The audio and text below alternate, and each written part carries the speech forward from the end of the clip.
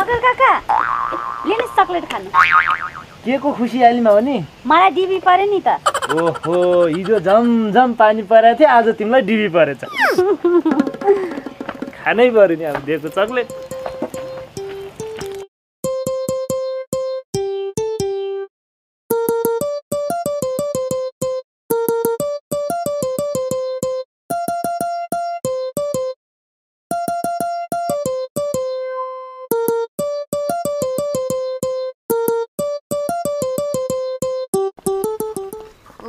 बाबु नानी के गरिरहेको?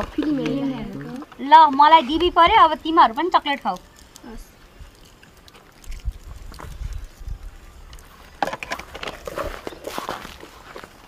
ल तिमीहरू हेर्दै गर, म चाहिँ घर जान्छु।